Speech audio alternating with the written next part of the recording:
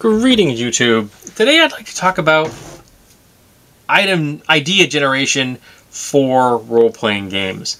And these are always sometimes difficult to come up with. We get stuck. We are human. So I thought I'd bring up some options that I've encountered that might be useful. So what we have here is we have three different sets of essentially randomized idea generators. So we'll look at this one first. This is a card game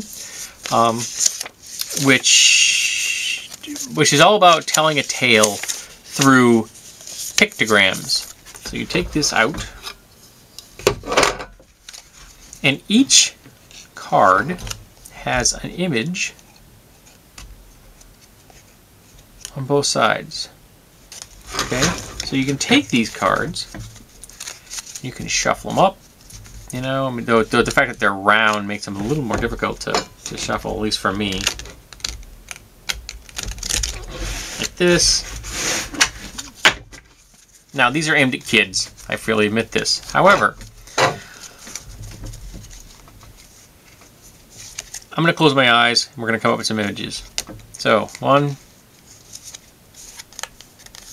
2, 3,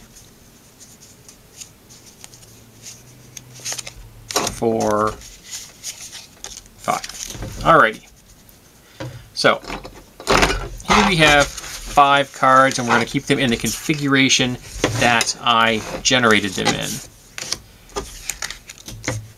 Okay, so we have a gingerbread man, a person playing sports, someone shopping, a highway, and we have science going on.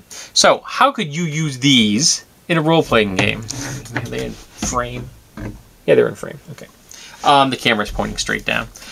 So how could you use these in a role-playing game? Well, this is alchemy. Or science, if you're doing science fiction or post-apocalyptic setting or something like that. But so we'll do fantasy. So this is alchemy. Here we have either a food or, if you're into the whole Shrek series, a golem of some variety. We have a sporting event or action.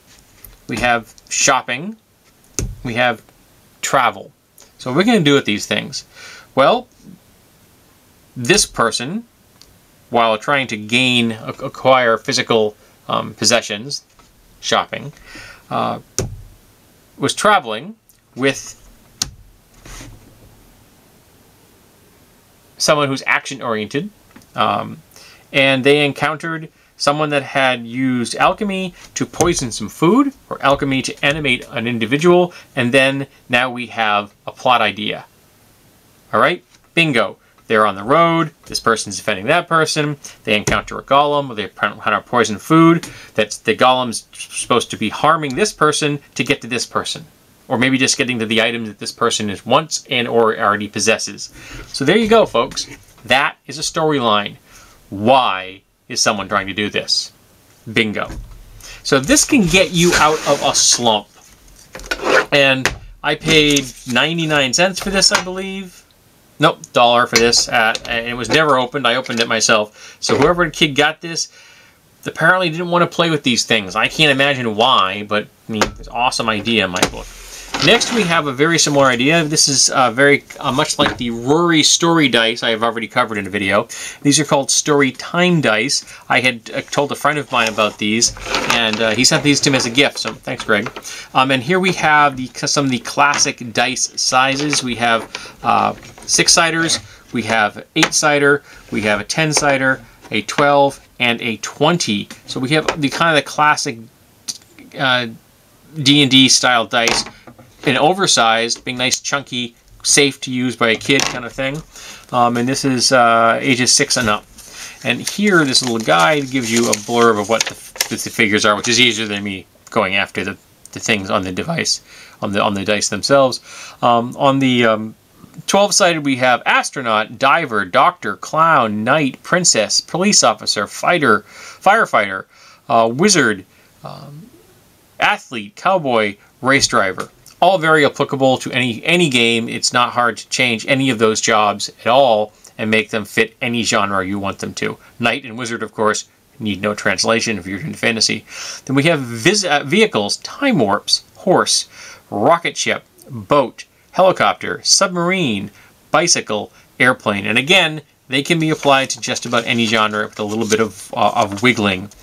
We have tools, invisibility, flight, magic wand, ladder, fire, ray gun, shield, camera, parachute, rope, food, music, giant growth, first aid, sword, science, key, disguise, cell phone, mathematics.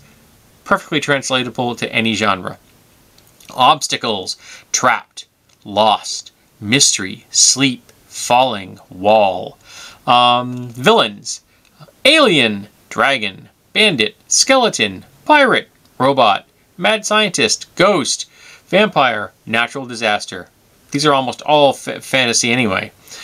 Prizes, trophy, peace, knowledge, kiss, money, treasure, settings, castle, open ocean, forest, outer space, haunted house, desert. So there you go. You use the keys, you take the dice, and you make a story. So let's work on a story here. I don't know all the keys, but I know enough of these images. I should be able to figure out what's going on. That one... Okay, that one's... What the heck is that one? Okay, I gotta look that one up. Sorry. That one is... That's a turkey. Okay, that's turkey. That's food. Got it. Okay, food and a cowboy. So you got someone sleeping, we have a forest, we have a vehicle, flying vehicle. We have a ghost involved, the reward is money. Its plotline involves food, and it involves an outdoorsy type guy. So obviously outdoorsy type guy goes with the forest. Maybe he's asleep on the job. Airship crashes, resulting in a ghost who was hungry. We're going to go for a simple story. You solve this mystery, the families of the fallen will reward you with money. Yeah, I didn't put a lot of thought into that. But the point is, I could string that into an actual storyline if I wanted to. And then last we have the Oracles of 8. I bought this for $1, 99 cents. I put these in the, I unfortunately put this scroll in here back upside down. So that's why that's like that. And what you do is you take these 3 dice and you roll them, and then you look up on this scroll for the results. So we're just gonna do 815. All right, improvement in business. So this can help push an already existing plot, but it can also be used in-game. You can use this scroll in-game if the characters are seeking to have their fortune told. Not to mention, for $1, I got 3 giant die 8s. That's a really good deal. Where else are you gonna find dice this big for $1? You're not. So would I use this as a straight up generator on its own? No, I would use it as something to help me generate ideas in another source. But I also use it in game as a form of divination that the players could encounter. Of course, you don't have to do purple, blue, black. You can do any order that you want to. The nice thing about this is if you're telling the story and the person rolls the dice, you could fudge it and just use anything you want. Any combination of those you wanted to give them a prediction. So there are some idea generators. This could be as an ancillary to one of these, or it could be used in a game as an oracle in and of itself. And I thought I'd throw something in here as a bonus.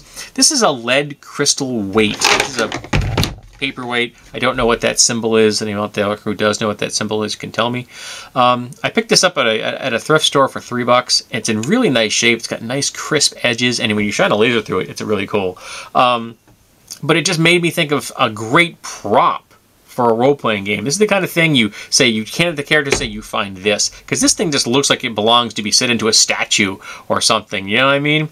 Or some kind of magic item in and of itself. But I saw this, like, this is just awesome. It has a nice heavy weight to it. It's really clear. It's really quality. There's no distortion whatsoever in there.